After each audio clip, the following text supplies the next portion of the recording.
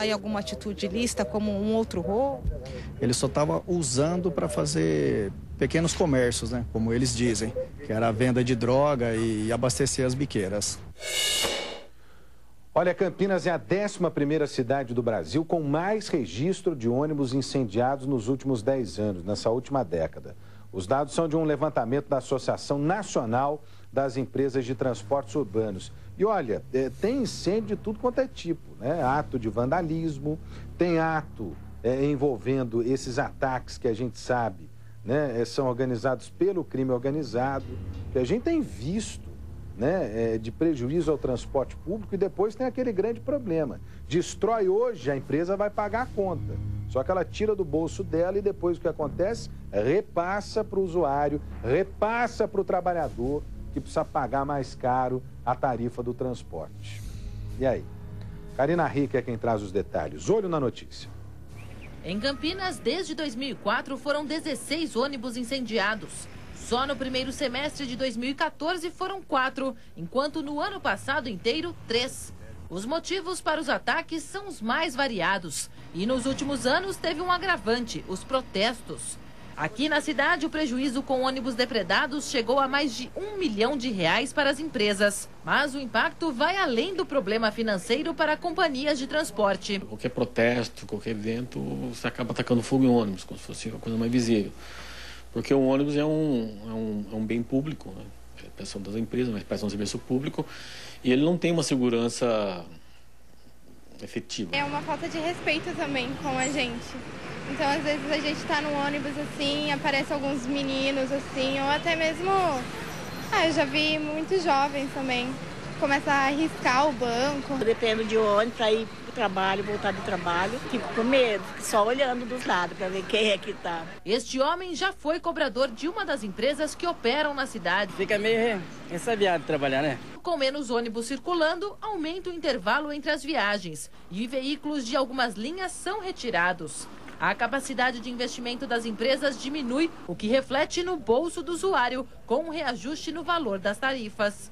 Em Campinas, o último caso de ônibus incendiado aconteceu na madrugada do dia 27 de julho, na região do Campo Grande, por retaliação à morte de um traficante. Para o professor da área de transportes, o governo precisa tomar medidas drásticas para conseguir controlar o número de ônibus incendiados. Esse tipo de ato de vandalismo tem que ser coibido de forma enérgica, com a punição exemplar dos responsáveis por isso.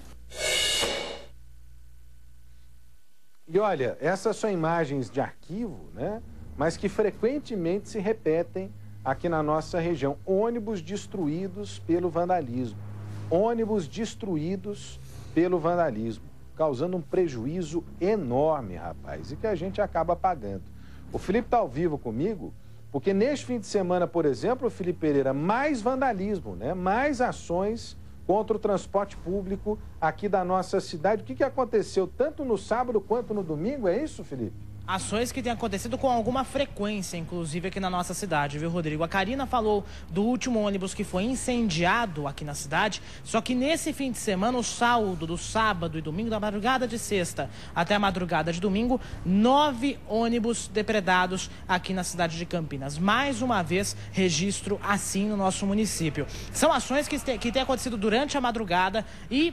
Uma outra coisa também que chama atenção é que sempre acontecem após bailes funks. No sábado, isso aconteceu no Parque Universitário, ali na região do Ouro Verde, 6 ônibus foram quebrados. Vidros quebrados, câmeras de segurança arrancadas, as campainhas onde a gente dá o sinal para descer, arrancadas, alçapões, que são aquelas coisas que ficam no teto, que usa para ar, para poder entrar ar ou até mesmo para sair do veículo em uma situação de emergência.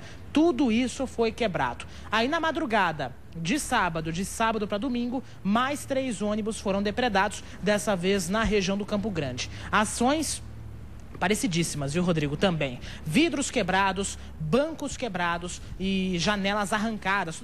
Quando na janela de emergência, os vândalos puxam e arrancam todo o quadro do veículo. Só para a gente ter uma ideia, 76 ônibus já foram quebrados em Campinas, vandalizados com esse tipo de ação e um prejuízo aí de R$1 milhão para as empresas de ônibus. Prejuízo que, como você bem lembrou, volta para o nosso bolso, a tarifa de R$ 3,30 tá aí, para não deixar mentir. Porque os caras jogam isso no custo do transporte, da manutenção do transporte. E a gente é que acaba pagando a conta, infelizmente. Né? E cadê a polícia, a guarda municipal, para coibir essas ações? Se bem que precisa coibir lá na origem, né? Esses bailes que acontecem de maneira irregular em muitos casos, onde tem droga pra caramba, tem a criminalidade presente, acaba incentivando esse tipo de ato de vandalismo. Para mim é crime, viu? E o problema é que o sujeito que é enquadrado aí no ato de vandalismo, ele acaba saindo da cadeia pela porta da frente, dando risada da nossa sociedade. Bota um sujeito desse na cadeia, esquece dele lá na cadeia para você ver se vai continuar desse jeito aí. É só aplicar a lei da maneira como a lei precisa ser aplicada, como exemplo. O problema é que não é, né? No nosso país não é desse jeito.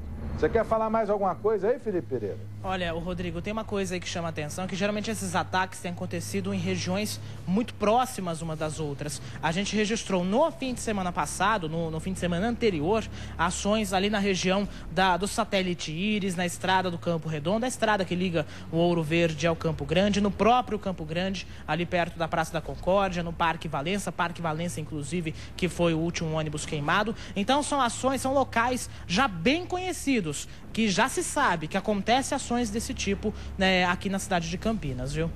Precisa monitorar, precisa colocar gente para combater a criminalidade nesses pontos aí. Obrigado, viu, Felipe Pereira, falando ao vivo aqui no Nosso Brasil. Gente, vem comigo aqui, porque tem um outro caso de violência contra a mulher. Nós estamos acompanhando aqui ao longo desses dias, né? Infelizmente, em Louveira teve o sujeito que tentou matar a esposa. Nós mostramos aqui o caso da Ana Paula Josenon.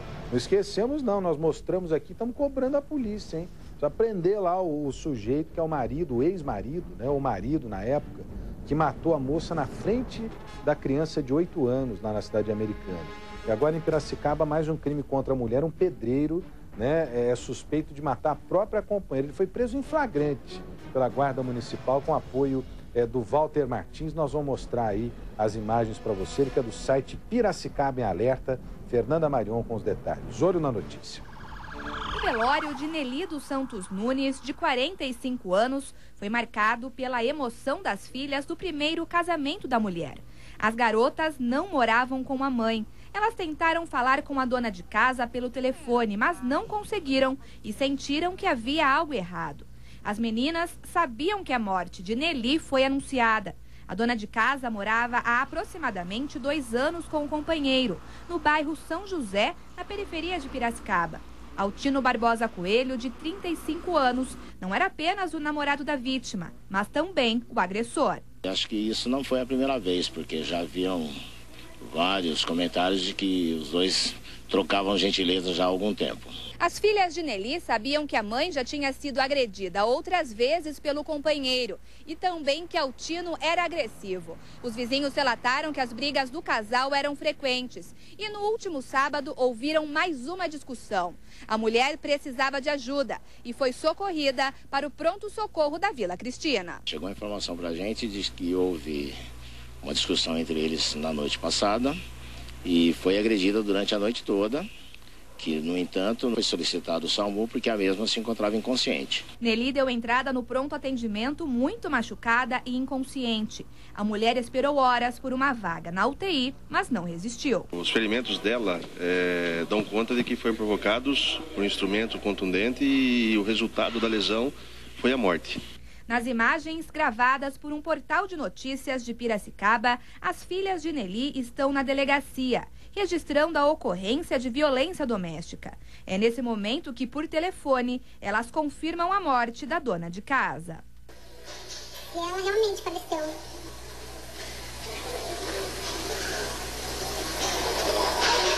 Tá me deixando mais nervosa ainda.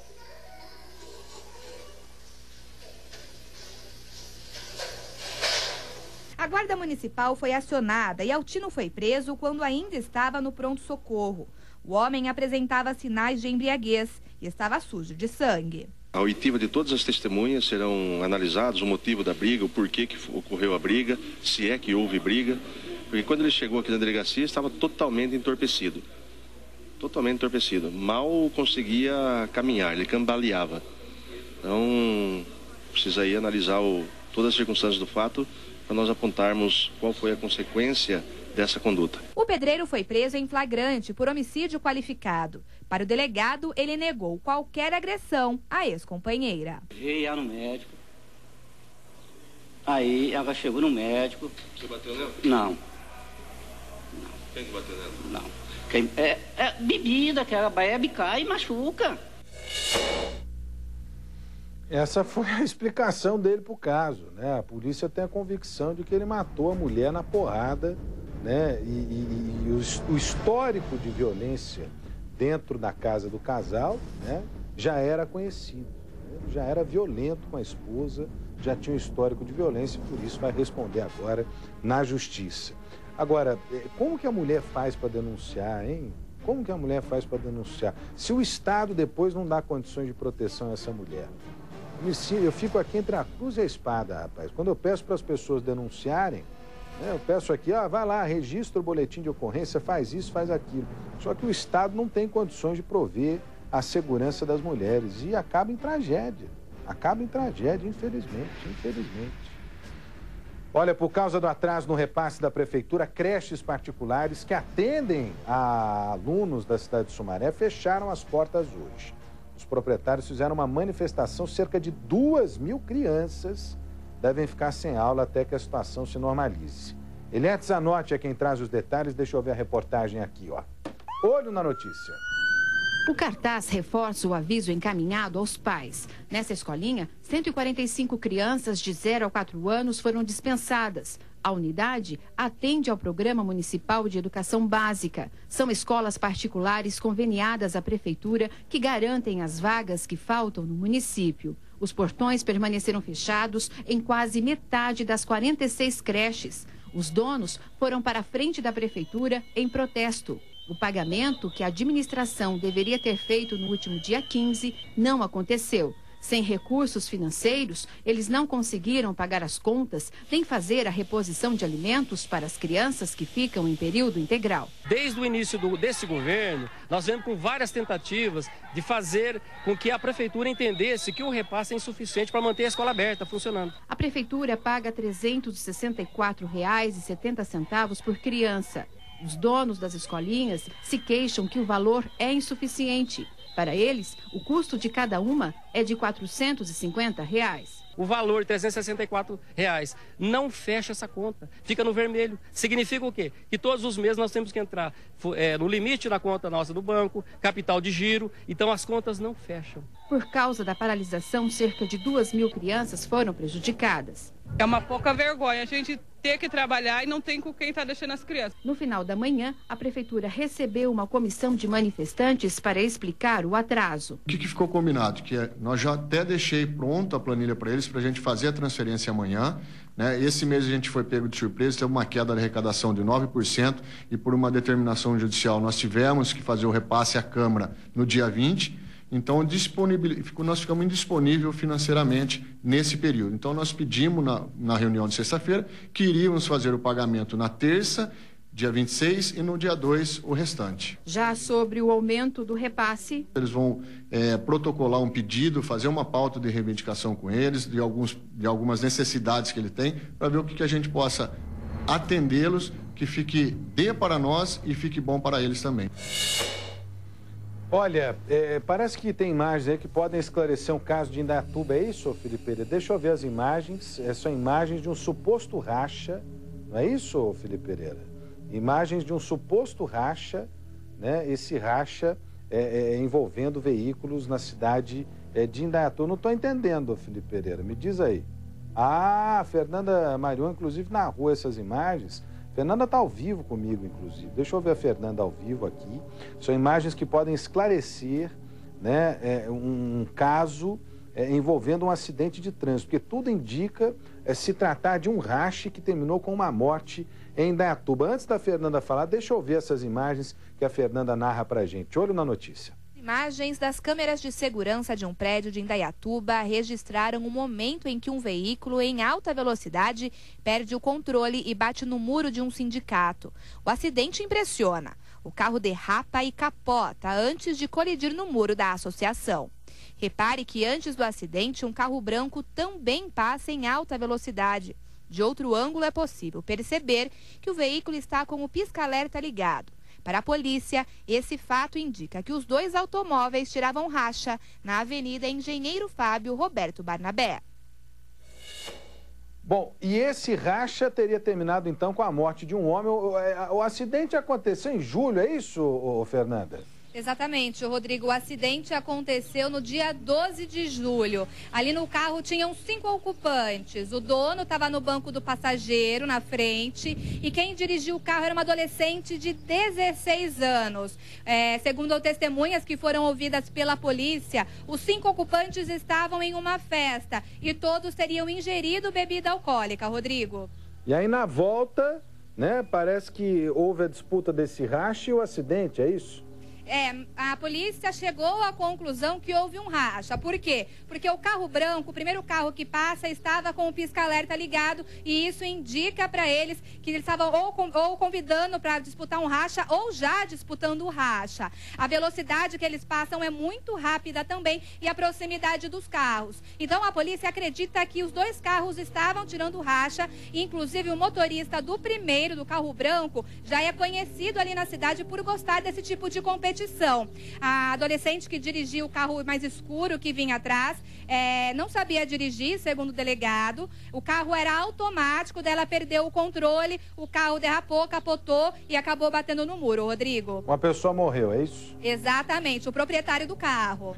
E o detalhe é o seguinte, por si só esse acidente aí já tem, né, problema, porque era uma adolescente de 16 anos, segundo a polícia, conduzindo um carro para o qual ela não estava habilitada, né? Sequer carteira de habilitação ela tinha, né? Porque não pode. No Brasil, só a partir dos 18 anos é que a pessoa recebe lá a permissão provisória para dirigir, né? E tem um outro fator agravante, que é a embriaguez ao veículo. O proprietário do carro não resistiu aos ferimentos, o acidente em julho, o inquérito foi concluído hoje pela Polícia Civil, então, divulgando essas imagens, que tudo pode ter acontecido diante de um racha.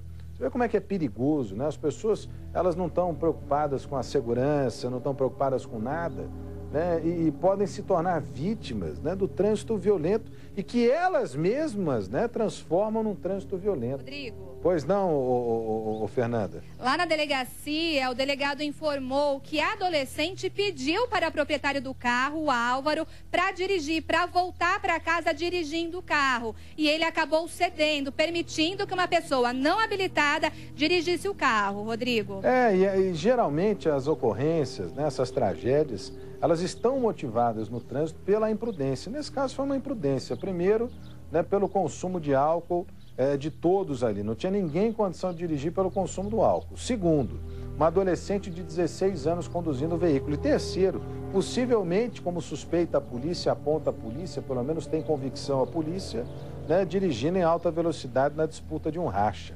Coisa terrível. Aliás, eu recebi uma informação hoje que a Polícia Civil está unindo esforços lá com a Guarda Municipal, com a Prefeitura da cidade de Indaiatuba, na tentativa de reduzir os índices de acidentes na cidade. Porque o que tem de acidente lá é um negócio impressionante. Impressionante o que tem de acidente em Indaiatuba. Não para de crescer o número de acidentes. 99,9% motivados, infelizmente, pela impunidade. Motivados pela impunidade também, né? Mas acima de tudo porque as pessoas têm a irresponsabilidade de dirigir sob condição que não deveriam dirigir, né? Imprudência, né, como causa desses acidentes. Fernando, inquérito concluído, só que a menor, por ser menor, não responde, né? O proprietário do carro que facultou a ela o direito de conduzir o veículo morreu. Como é que ficou isso aí, Fernanda? Seguinte, Rodrigo, a adolescente não vai responder pela polícia. A polícia não vai indiciar, não vai responsabilizá-la. O delegado preferiu deixar essa questão para a promotoria. Já o motorista do outro veículo que estaria tirando o racha, ele pode responder pela infração que ele cometeu. Mas daí ele vai responder por um crime de menor grau ofensivo, Rodrigo. Fernanda Marion falando ao vivo no Nosso Brasil Urgente para Campinas e região. Obrigado, Fernanda, mais uma vez aqui na tela da Band. Como é que nós estamos aí? Ponto final, é isso? Ponto final no Nosso Brasil Urgente para Campinas e região. Tá chegando Lucas Martins hoje, substituindo o nosso Datenão na tela da Band. Deixa eu ver o Lucas aqui na tela da Band com mistério, hein? Aquele menino que está desaparecido. 4 dias antes de completar 2 anos, o menino desapareceu. Um mistério ainda para a família e para a polícia. Lucas Martins na tela da Band. Eu estou de volta amanhã às 5 da tarde. Obrigado pelo carinho da sua audiência. Tchau para todo mundo.